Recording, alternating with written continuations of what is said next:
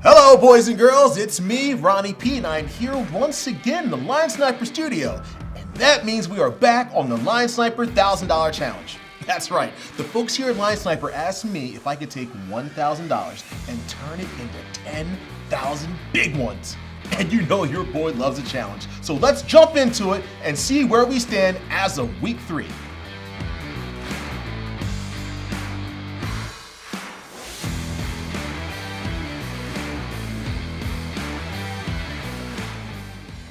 All right, everyone, let's get right to it and see how our bets last week panned out. And then we can get into our week 3 bets.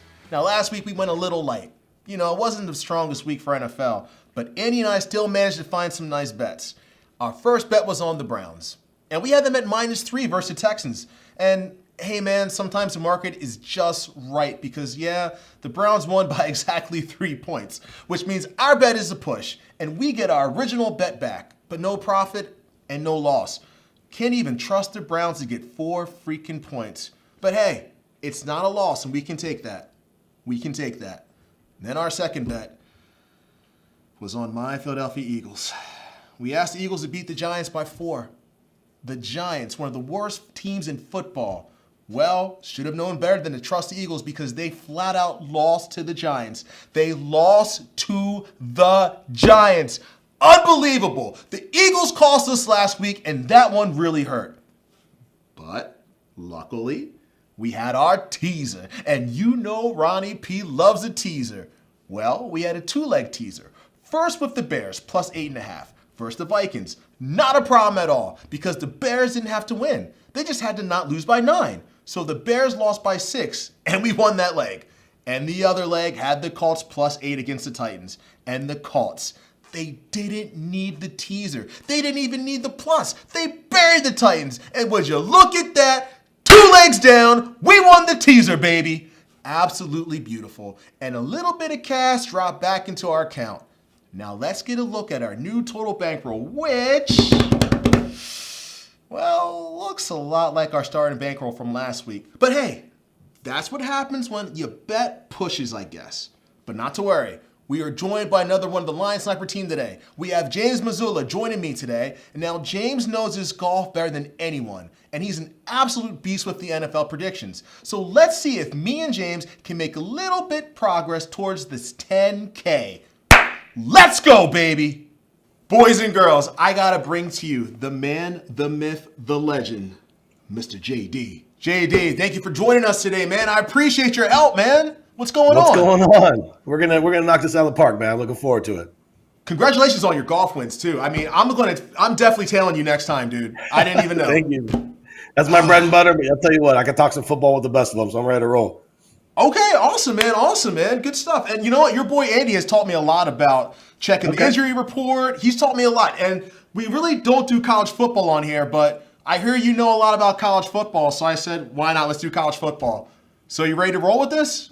Yeah, man. I'm out here on the West Coast, so the Pac-12 is my specialty. I don't have to worry about going to bed before the games start, like most of the East Coasters and Midwesterners. It's right in my wheelhouse. Couple White Claws down, I'm ready to go. So we'll give it a little Pac-12 bet, but I think you have a little something in the Midwest for us, don't you? I do, man. And hear me out on this, okay? Okay. So we're taking Cincinnati versus UCF, and we got at -6. Now, here's the deal. I was not a believer on Cincinnati. I'm like, their defense is good, but they're not really that good of a team. I can admit when I'm wrong. Brother, they are such a good team, man. They rank top 10 in defense. They're 3rd in takeaways, 21 sacks, 12 interceptions. This team is on fire. This team is rolling. Now, I know UCF is a good team, but they kind of had a disappointing year. I mean, first of all, they started the year at ranked number 21, 1 spot behind Cincinnati. And after those back-to-back losses to Memphis and Tulsa, they've been on a downward spiral. Yes, they are a good offensive team, but they've never faced a team like Cincinnati before. So I'm really cool with laying the 6, man. Am I crazy for that, or what do you think about that? I'm not a big follower of the conference, but I will say this: Cincinnati's a national team now. I mean, they're playing so well. Desmond Ridder at quarterback is the 5th winningest FBS quarterback behind center right now. And ultimately, where they've always had a really solid defense, it's him in that offense that has been absolutely trouncing people. They haven't played a close game. going on the road to Florida, and especially a team like UCF that has a lot of that, I don't know, that swag of the national championship and all that good stuff. But ultimately, they're not the same team that they were a couple years ago. I think the Cincinnati team can compete with the best of them in the nation, especially with a quarterback like Ritter. I really like this line. Again, the interconference road games, those can be a little sketchy, but the talent discrepancy in this is just too much. Laying the 6, no issue whatsoever with that. 9 yards per carry. That's what he averages, man. 9 yards per carry. Good luck stopping him. And dude, check out this stat I have for you, man. Memphis scores 33 a game, right? Yep. The Cincinnati D held them to 10. Houston 33 a game. Cincinnati D held them to 10. SMU 37 a game. Cincinnati D, they messed up there. Held them to 13. We gotta take this, man. You're cool with that? I'm with you, brother. I'm with you. I like it. I love it. All right, so we're gonna put. I'm gonna go put it in right now as well. I'm gonna lock that one in real quick.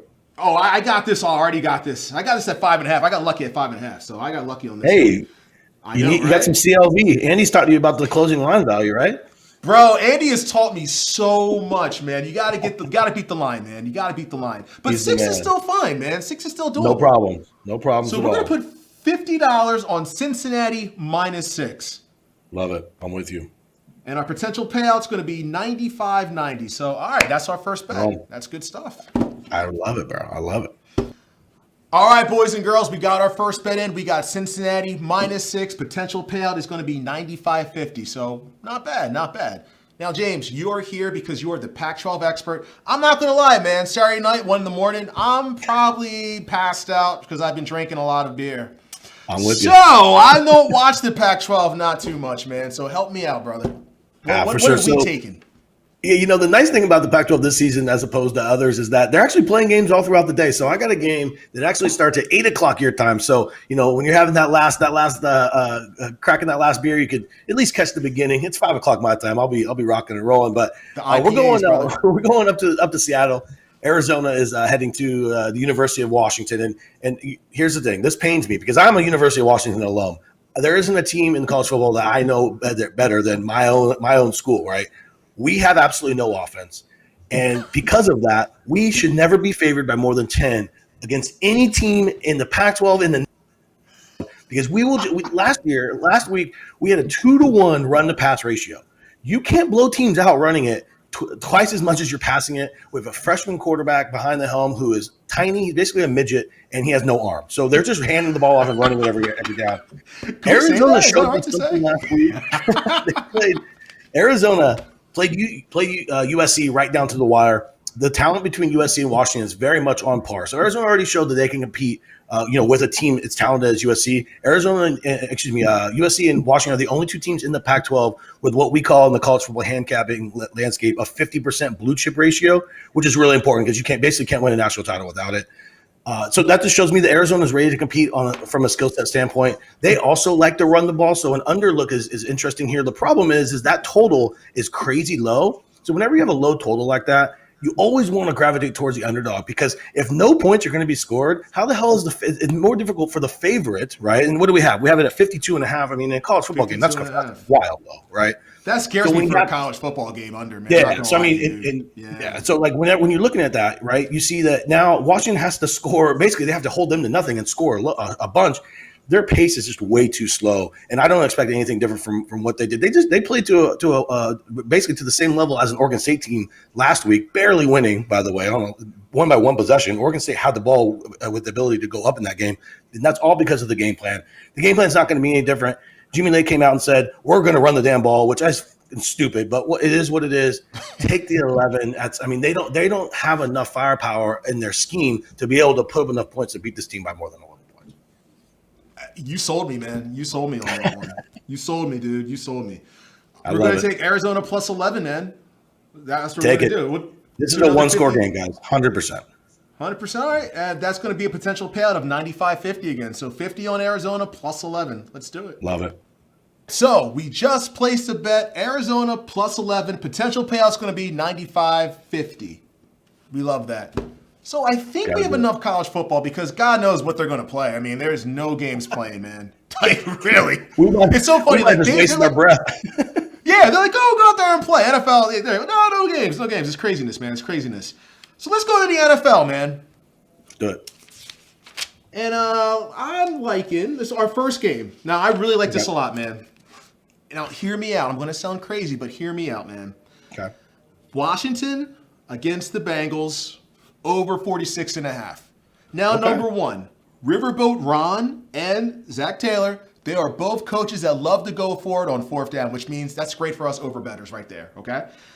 Both defenses are hurt right now. The Bengals are down to 3, not 1, not 2, but 3 cornerbacks. 3. They have no pass rush whatsoever. They gave up 36 to the Steelers, 0 sacks on Big Ben. I mean, if you can't sack Big Ben, you've got a problem, dude. I mean, that dude's like a statue. Like, come on, man.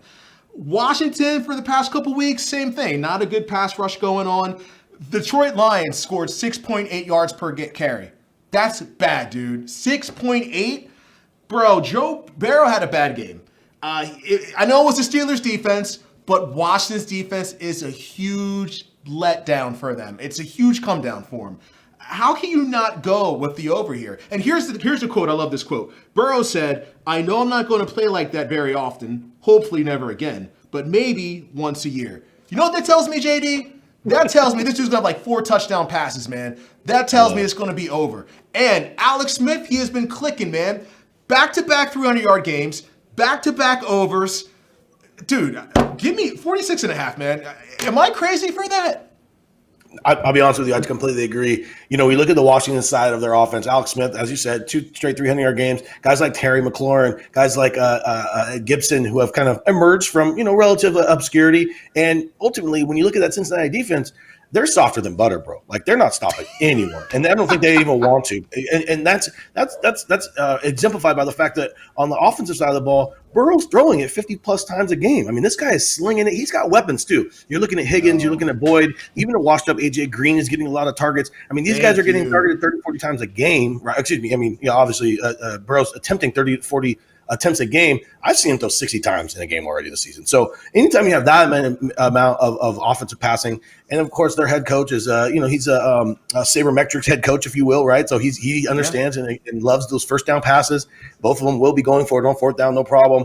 This total seems low. The only issue would be if there's any weather, which I don't know. That would be the only thing that I would want to look at. We might, we're here. We might want to go check the weather forecast on this, because to me that seems like a wild number. But I wholeheartedly agree with your handicap, man. I think that's a great handicap. I like JD, man. I love JD. Andy better watch out, man. Andy, you better watch out, dude. I love you, JD. I love it, man. So we're going. While you're doing that, I'm going to go check the weather real quick. Let's see what we got. Yeah, where are they playing that game at? That's going to be actually at Washington. And I think the weather is going to be mild. It's what I checked is going to be mild. It's nothing too bad, nothing too crazy. Perfect. Actually, let's go to weather report. Let's do that too. I mean, it's 53 and sunny right now, man. Like, come on. It's beautiful. That's what I'm saying, dude. Like, yeah, Sunday, there's no wind. It's breezy. Mild, it's like, man. No, you're good. See, I did my homework, man. See, Andy's taught me good, brother. Andy's taught me good, man. See, Andy, I love you. You got to take care. You got to cross your I's and dot your T's or whatever. No, cross your T's and dot your I's. That's right, dude. All right, so I like that. I think that's a great bet. We're going over 46.5. Yeah, we're going to rock this out this week, man. We're going to put 50 on over 46.5. That's going to give us a potential payout of $95.50. All right, let's do it. Bam, there we go. All right, man, cool. Oh. So we just placed a $50 bet on Cincinnati Bengals at the Washington football team over 46.5 to give us a potential payout of $95.90. Now, on to another game I like a lot. I don't like it as much as I like the Bengals over game, but I still like this game a lot. Atlanta Falcons at the Saints. Now, hear me out. Hear me out, man. People are like, oh no, Drew Brees, the season's over. Wow, the season's over because Mr. Noodle Arm's not playing? Drew, I'm sorry. I like you a lot. But the dinking and the doinking, you're not Drew Brees anymore. And guess what? Mr. Crabman himself, Jameis Winston, this kid's got an arm, dude. He's got an arm. Now, yes, he didn't do anything in Tampa, but what did Tampa have, dude? They had no offensive weapons. They had nothing. He was surrounded by people like me, man. He had nobody out there. But now he's probably in the best system he ever had in his entire life. Peyton's a genius.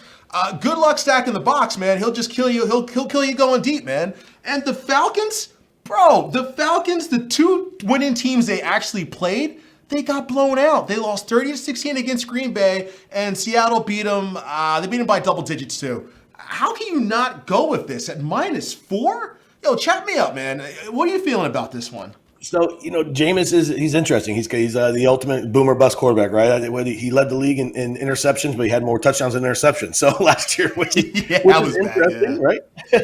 But here's the thing. He'll throw it. He'll air it out, man. He will air it out. I love it. And he's got enough weapons there to be able to take advantage. Obviously, you have Kamara out of the backfield, who is just an absolute – he's a monster. Here's the one thing I think that's driving this line down a little bit is – people are looking at the performance that Winston had last week and kind of the game plan that they had when Jameis came in. They just basically ran the ball every single play, dinking, dunking down the field. That's just different. They didn't have a game plan installed for a Jameis Winston offense, right? This was a Drew Brees offense. They were basically preserving the win. I don't think there's much of a downgrade. If it's even 3 points, a downgrade from Winston to Brees, I would be super, super surprised. I would say it'd be more like 1 or 2 points. And here's the thing. Sean Payton, obviously a mastermind. He's one of the greatest coaches of all time, right? He's going to be able to scheme for his guy now, okay? And he's going to be able to move the ball down the field where he couldn't do that with Drew Brees. The dude can't throw past 20 yards. Like, let's just say what it is. He's one of the least accurately downfield quarterbacks in the league right now, right? Obviously very smart, but, he has limitations. Jameis will not. And, with Sean Payton in his ear, I expect him to be efficient. I think it's too big of an adjustment for Brees.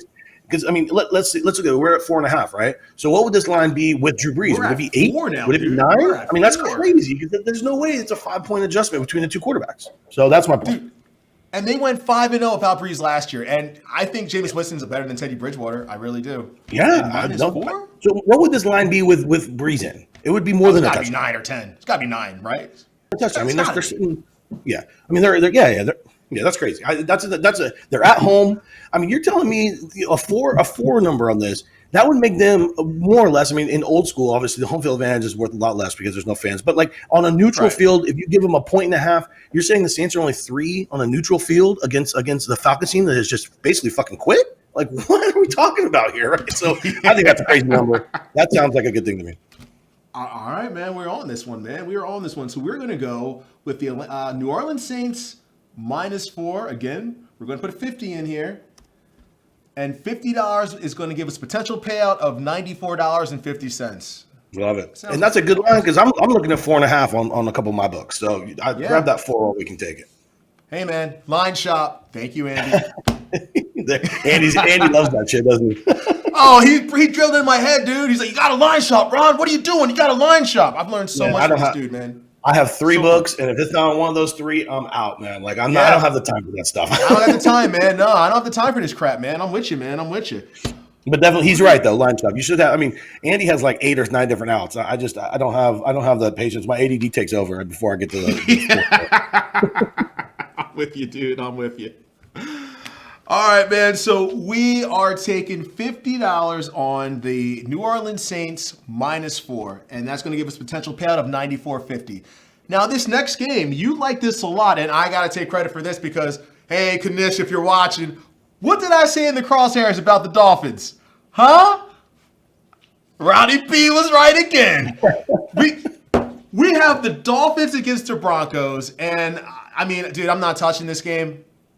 I would take a total, and you're on the under, right? Under 45, I think. I love this. I love this under. This under should be closer to 42. This is an old school game. This isn't a game from 2020. This is a game from 2012. Okay, you're looking at a Broncos team that is just flat out bad in every aspect of football. Yes, they are. Their defense isn't great. Their offense is even worse. But here's the thing: though maybe the only home field advantage left in football is Denver, right? It's a little bit of a travel for these Dolphins coming from Florida. Plus, you're playing at altitude, okay? And those things always, they lend themselves to unders, especially when you're considering a Dolphins offense that is starting Tua, who looked good. Don't get me wrong, Tua looked good, okay? Tua time. He didn't look so good in the first game, right? He actually looked absolutely terrible in the first game, and I was questioning whether or not he was going to be good. But bounced back for Arizona. He did, definitely what was amazing in that game. And he's showing me that he can compete with the Herberts and the Burrows in his draft class. He can be right there. But here's the thing. they're not going to put him in any kind of position to make any mistakes against a shitty Broncos team. They're going to run the ball, and they're going to rely on their amazing defense to basically not let Broncos score. If the Broncos score any points here, I'd be super surprised. This reminds me a lot of the Jets game where the Broncos defense, where the Dolphins defense was basically like, yeah, you guys just aren't scoring now, right? So I really like a first half under just in case they kind of start to let up in the second half, get a little tired, but full game under. I just don't see how the Broncos score, and I don't see any reason why they're going to want to open up this Dolphins offense to show anyone, because I mean, let's be real, they're in the hunt in the AFC East. They're going to have the plain vanilla, hand the ball right, hand the ball left. My boy Savant Ahmed from University of Washington leading the backfield right now. So just a little plug there. But yeah, so I mean, I love the Broncos to slow this baby down. I love the Dolphins to slow this baby down, rely on the D in a mile high area where the Broncos just aren't going to be able to do anything. Is that defense one of the best in the NFL, you think? Because I think it is. Defense, I don't think there's any question at this point. I mean, it scores. The only thing I'm worried about is a scoop and score or a pick six. Whenever you're on an under and you see one of those, you just want to lie down a little bit, right? Like you just turn the TV off because you're like, this isn't even real. I do worry about that because this D is really aggressive, but you can't handicap for those. I mean, those things are fluky, right? Those are high variance plays that really don't account. Maybe the 2000 Ravens or whatever were a team you could guess that because that was the only way they scored, right? But other than you're looking at a team that beyond a scoop and score, beyond a pick six, I just don't see how many points get put up on the board here. I'm with you, man. I'm with you. I really hate watching. If I take an under, I hate watching it because I'm like, don't score. It takes the fun out of it. But a lot of field goals. We want a lot of field goals, baby. Field goals. So we want field goals this game. Field goals. D. Come on, Broncos. That's all we need. Red zone D, Broncos. We're on it. Let's do it. But I do like Tua. I will say he surprised me. Oh, Kanish was talking trash about Tua. He's like, he's not good, blah, blah, blah, blah, blah. I'm like, bro, he's good. Yeah, Joseph Herbert's better. Oh, Herbert might be better, but he ain't got that Miami defense, brother. He ain't got that defense. We're going to take $50 on that under 45. Miami Dolphins at Denver Broncos, under 45, 50. He's going to give us a potential payout of $95.50. We're on it. Boom. All right. Okay, so back at it. We just took the Miami Dolphins at Denver Broncos at minus 45. Potential payouts going to give us $95.50. Now it's time for our best bet. But before we do our best bet, I got something to get off my chest, man. Okay. Now, see, I love the channel, and I watched all the shows on the channels. You guys do a great job, all right? I heard Allie, Kanish, Andy talking bad about my Philadelphia Eagles on the last episode of In the Crosshairs. How dare you? I can talk bad about my Eagles, but you three never say nothing bad about the Eagles ever again, okay? Now, with that being said, we're about to say our best bet is on the Cleveland Browns, -3. Eagles are trash. They are garbage. Chat me up, brother. I can't even talk about them, man. Just you tell me, you do it. I can't. It pays me too much. You know how bad the Eagles' run D is, right? Run Ds don't travel well as it is, okay?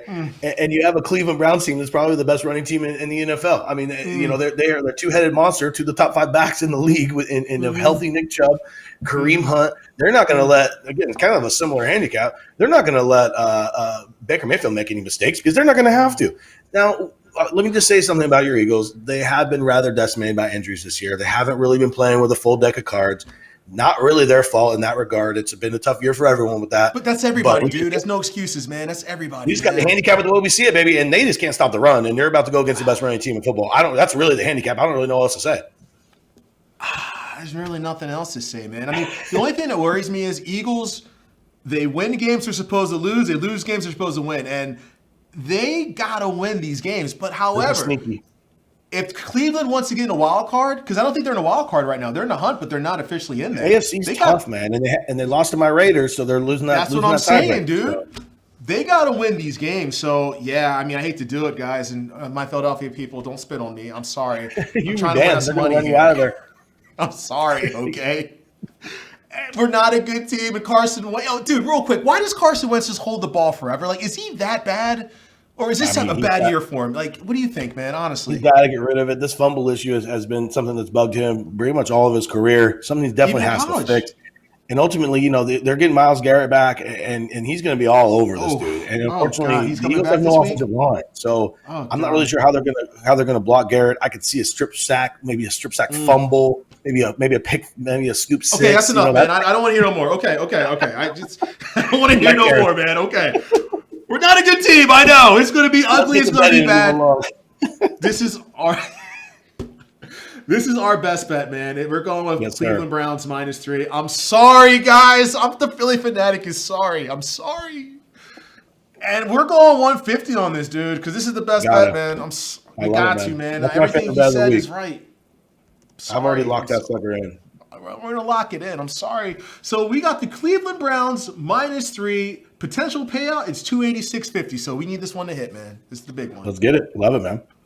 JD, I'm feeling really good this week, man. I don't know about you, man, but I'm loving these picks, man. Should we give a recap to the folks at home? Yes, sir. Yes, sir. We did a lot of action. We got to recap it. We got a lot of action going for you. All right, fellas. So here we go. We're going college football first. And we got Cincinnati at UCF. We got Cincinnati -6.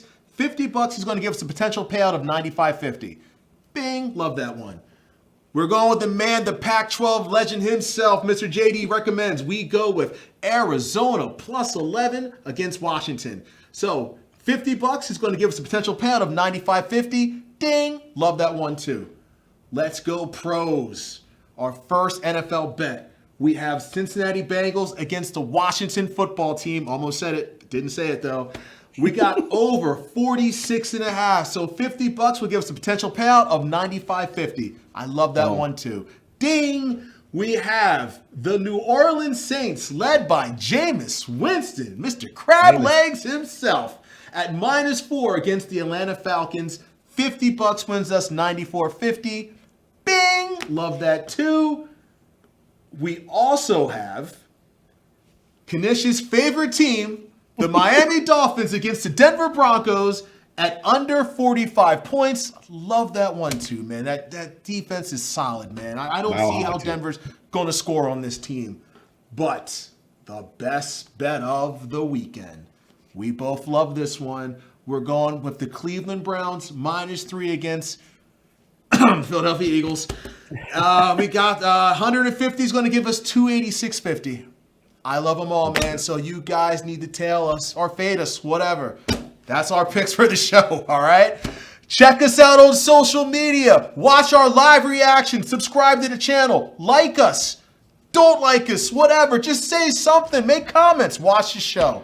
JD, thank you so much for joining me, man. I really appreciate your expertise, man. Thank you.